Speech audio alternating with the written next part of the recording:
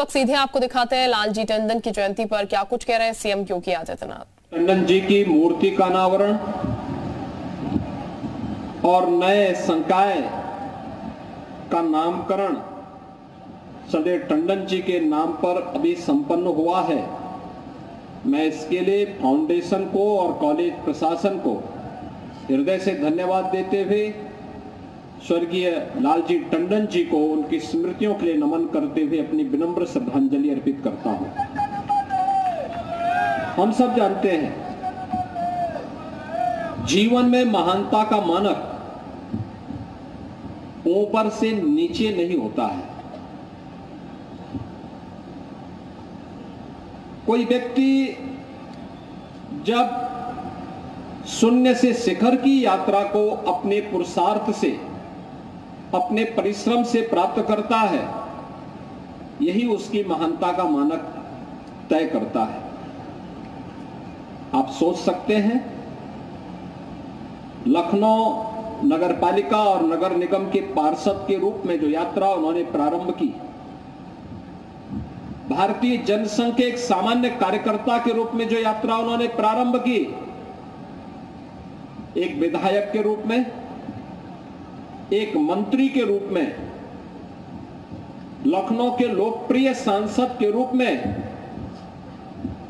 सदैव अटल जी की विकास की लाइन को आगे बढ़ाते हुए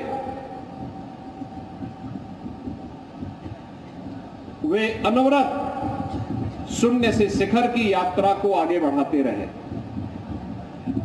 और राज्यपाल के रूप में भी जब लखनऊ से उन्हें पटना जाना पड़ा तो मुझे एक बार राम जानकी विवाह के अवसर पर जनकपुर जाना पड़ा था। तो जनकपुर से मैं रात्रि के लिए पटना ही आया था और उस दौरान राजभवन में उनकी आत्मीयता को लखनऊ में तो हमने महसूस किया ही था, लेकिन जब राजभवन पटना में थे उस दौरान भी उनकी आत्मीयता वहां देखते हुए बन रही थी। और मैं देख रहा था लखनऊ के कई लोग वहां पर राजभवन में मुझे मिले। तो मैंने टंडन जी से यही कहा था, मैंने कहा भाई आप तो राज्यपाल बिहार के हैं, लेकिन पूरा राजभवन लखनऊ के कार्यकर्ताओं से भरा पड़ा है।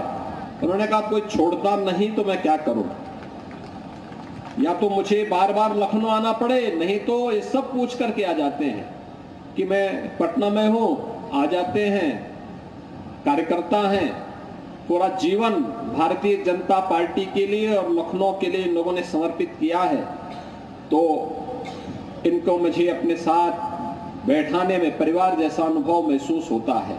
और इसीलिए वह आत्मीयता वहां पर भी देखने को मिल रही थी। पटना के बाद वे भोपाल गए। भोपाल में भी उनके मन में वही आत्मीयता थी। जो भी कार्य जब भी टंडन जी को दिया गया, उन्होंने पीछे मुड़ करके नहीं देखा। श्री राम जन्मभूमि आंदोलन के दौरान प्रदेश सरकार के मंत्री के रूप में अयोध्या के मामलों के प्रभारी मंत्री भी टंडन जी ही थे। और आंदोलन का क्रम किस रूप में उग्र था आप अनुमान कर सकते हैं। उस समय कार्यसेवकों के बीच में, पूज्य संतों के बीच में समन्वय बनाते हुए सरकार कैसे कार्य करेगी, यह भी देखना, अनुभव करना अपने आप में अत्यंत ही एक नए अनुभव का सृजन करता है। लेकिन जो भी दायित्व जब भी दिया गया, कुंभ का दायित्व प्रयागराज में उनके समय में, अलग अलग समय में कुंभ के आयोजन हुए थे और कुंभ में भी उन्होंने संतों के सानिध्य में कुंभ की व्यवस्था को अच्छा बनाए रखने के लिए जो कार्य उस समय आगे बढ़ाया था। 2019 में हमारी टीम को जब खन्ना जी के नेतृत्व में के आयोजन का अवसर प्राप्त हुआ तो खन्ना जी को भी टंडन जी का वो अनुभव उस समय उनके उपयोग में आया और कुंभ 2019 का आपने देखा होगा कि अपने आप में एक नई आभा के साथ दिव्य कुंभ और भव्य कुंभ के रूप में देश और दुनिया के अंदर छाता हुआ दिखाई दिया था। आज जब हम श्रद्धेय टंडन जी का स्मरण कर रहे हैं, इस कालीचरण महाविद्यालय के साथ में उनका एक लंबा जुड़ाव रहा है। इस संस्थान का अपना 118 वर्षों का इतिहास है। याद करिए 1905 देश की आजादी का वह समय, जब अंग्रेजों की कुटिलता के कारण इस देश के विभाजन की नींव रखी थी बंग भंग के माध्यम से, और आंदोलन चला था उस समय देश के अंदर। तिलक जी के नेतृत्व में देश आंदोलित था। बाद में तिलक जी ने इस देश को इसी लखनऊ में 1916 में एक आह्वान दिया था, एक स्लोगन दिया था कि आजादी मेरा जन्म सिद्ध अधिकार है, मैं लेकर के रहूंगा। लेकिन उससे पहले 1905 में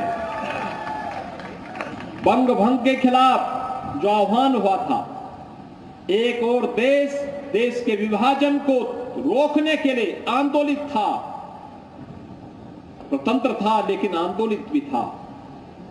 दूसरी ओर कालीचरण महाविद्यालय और इंटर कॉलेज की नींव एक प्राइमरी स्कूल में 1905 के रूप में यहां पर रखी जाती है। यहां के कुछ महानुभावों ने इस संस्थान की नींव रखी थी। 13 आते आते ये जूनियर हाई स्कूल के रूप में, फिर इंटर कॉलेज के रूप में, फिर महाविद्यालय के रूप में आज विख्यात है। 5,500 से अधिक विद्यार्थी आज भी यहां अध्ययन कर रहे हैं। कैसे स्वनाम धन्य साहित्यकार और वैज्ञानिक यहां से निकले। स्वर्गीय श्याम सुंदर दास जी अपने समय में हिंदी गद्य के प्रख्यात साहित्यकार, इस संस्थान के पहले प्राचार्य के रूप में उन्होंने काम किया था। बाद में पंडित मदन मोहन मालवीय जी उन्हें काशी हिंदू विश्वविद्यालय में हिंदी विभाग के विभागाध्यक्ष के रूप में देखे गए।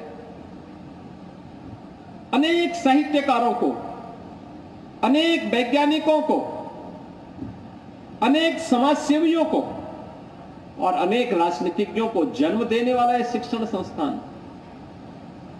लगभग 3 दशक तक सदैव लालजी टंडन जी के सानिध्य में रहकर के एक नई ऊंचाइयों को प्राप्त किया है।